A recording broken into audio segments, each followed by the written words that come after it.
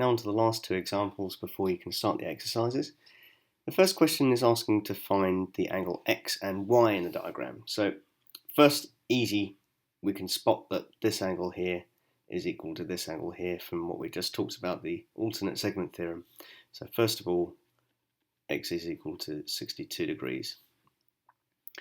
And we can also spot that if we were to draw our two radii here, that we've got our kite again, and that means that this length here is the same as that length there, which also means that this angle is the same as this one.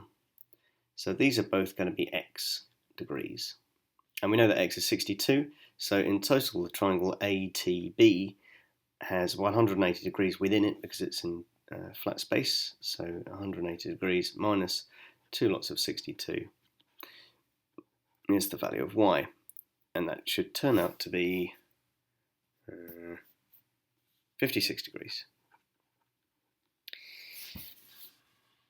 Now, interestingly, in worked example 3, we can spot a bit of a sort of a nonsense in the question, because it's saying that the length PC and PD are different. So it's saying that this is 4 centimeters and this is 2.5 centimeters. But the dot here indicates that it's the center of the circle, and you can't have two different radii. So we have to assume then that P is not the center of the diagram. So this shouldn't really have that dot in it. That should just be a cross point.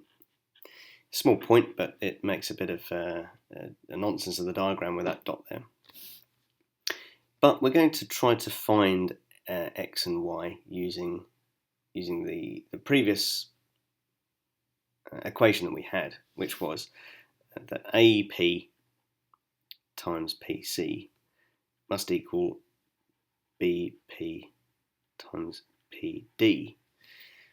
And just by putting the values into this, we can say that AP is x, PC is 2.5,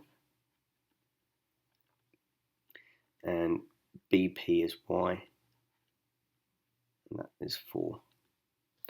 So we have to try now to find out x or y in some other way, and we can spot that we have a tangent here, but it doesn't link to a point going to the center of the circle. So this is not 90 degrees necessarily, so we can't say that. We do know that that length is 6 and this total length here is 8.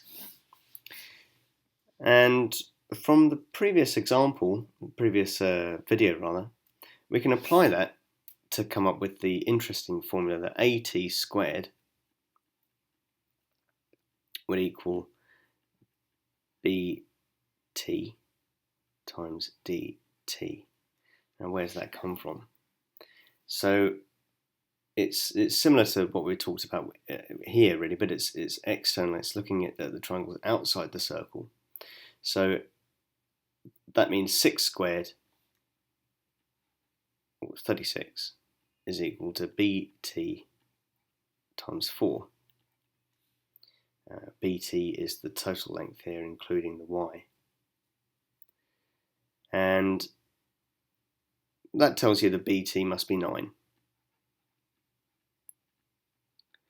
So the total length from B to T is 9. These two are 4 and 4 each, so this here must be 1.